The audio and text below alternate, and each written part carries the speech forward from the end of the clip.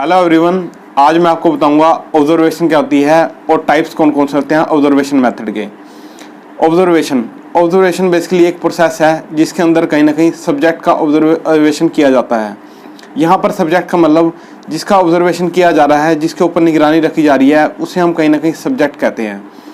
Suppose कीजिए एक coach है, वो कहीं ना कहीं खेलते हुए बच्चों को देख रहा है।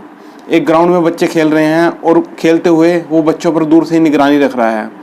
यहाँ पर कहीं ना कहीं वो ऑब्जर्वेशन का यूज़ कर रहा है। यहाँ पर ऑब्जर्वेशन का उसने यूज़ ऐसे किया, यहाँ पर उसने बच्चों की हर एक एक्टिविटी के ऊपर जानने का प्रयास किया। अब हम जान लेते हैं कि कहीं ना कहीं जो ऑब्जर्वेशन होती है वो कहीं ना कहीं इंटरेस्ट के अनुसार होती है। अगर आपका इंटरेस्ट ही नहीं है तो आप कहीं ना कहीं ऑब्जर्वेशन सही ढंग से कर ही नहीं सकते। सपोज़ कीजिए आप कोई वीडियो देख रहे हैं, सपोज़ कीजिए आप मुझे इस टाइम सुन रहे हैं। अगर आपका वीडियो में इंटरेस्ट आ रहा है तो आप मुझे आगे सुनेंगे, वरना आप मुझे यहीं पर ही बंद कर देंगे और स्किप कर देंगे वीडियो। इसलिए यहाँ भी आप कहीं ना कहीं अपने इंटरेस्ट के अकॉर्डिंग, अपने पैशन के अकॉर्डिंग ऑब्जर्वेशन कर रहे हैं, मेरे ऊपर कहीं ना कहीं निगरानी रख रहे हैं। अब मैं आपको बताता हूँ टाइप्स ऑफ ऑब्जर्वेशन मेथड। सबसे पहले आता है कंट्रोल ऑब्जर्वेशन मेथड।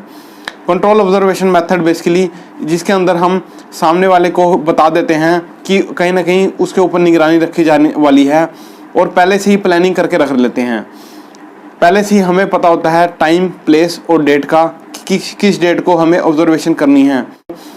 जो स्कूल का प्रिंसिपल है वो कहीं ना कहीं ऑब्जर्वेशन करना चाहता है न्यूली अपॉइंटेड टीचर की, तो वो न्यूली अपॉइंटेड टीचर को पहले ही बता देता है डेट, टाइम और प्लेस के बारे में कि कहाँ पर उसकी ऑब्जर्वेशन की जानी है।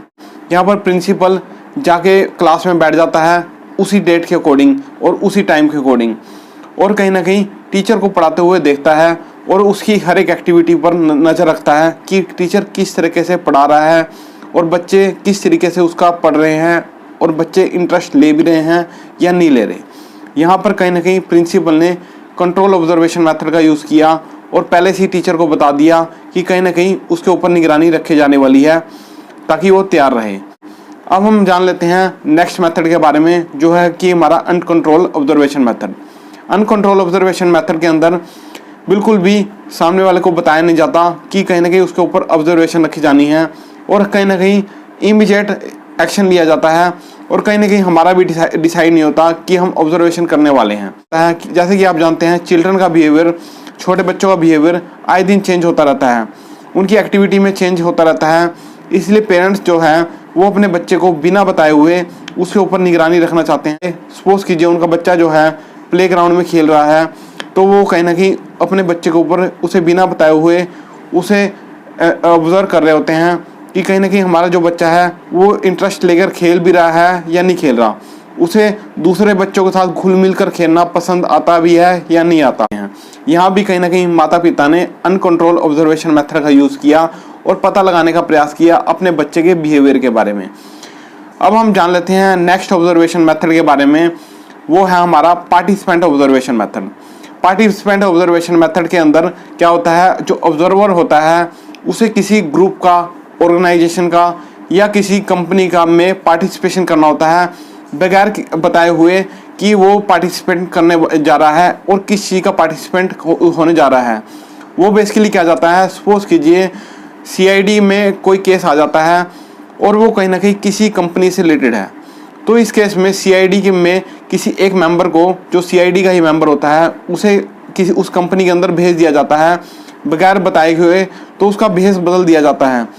तो उसके केस में उसे भेज दिया जाता है उस कंपनी के अंदर और कहीं ना कहीं वो घुल मिल जाता है और ग्रुप के साथ में जो उसके मेंबर हैं उनके साथ में घुल मिल जाता है।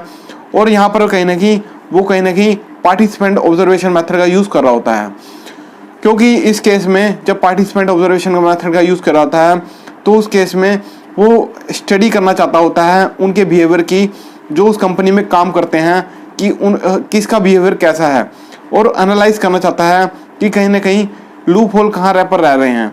तो उसके थ्रू वो कहीं ना कहीं पार्टिसिपेंट ऑब्जर्वेशन मेथड का यूज़ करता है बगैर किसी मेंबर को बताए हुए।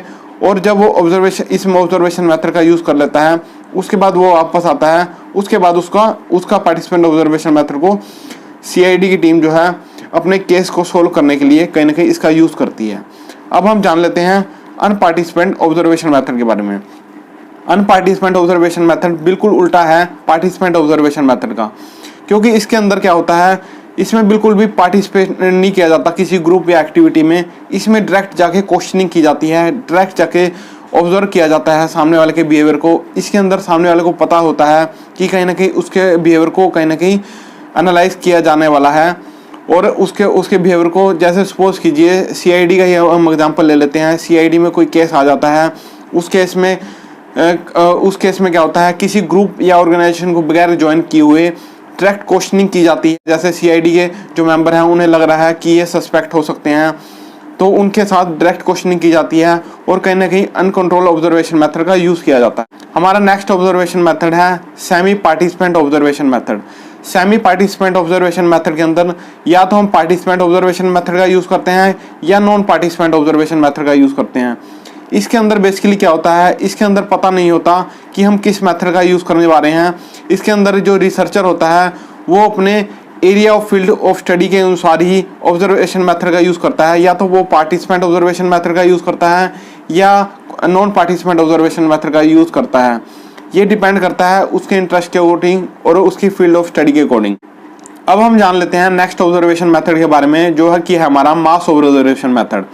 मास ऑब्जर्वेशन मेथड में बेसिकली क्या होता है, इसके अंदर जो ऑब्जर्वर होता है वो अकेले ऑब्जर्व नहीं करता, वो अपने साथ कुछ ऑब्जर्वर को शामिल कर लेता है और उनके साथ ही मिलकर ऑब्जर्व करता है, जिसे कि हम मास ऑब्जर्वेशन मेथड कहते हैं।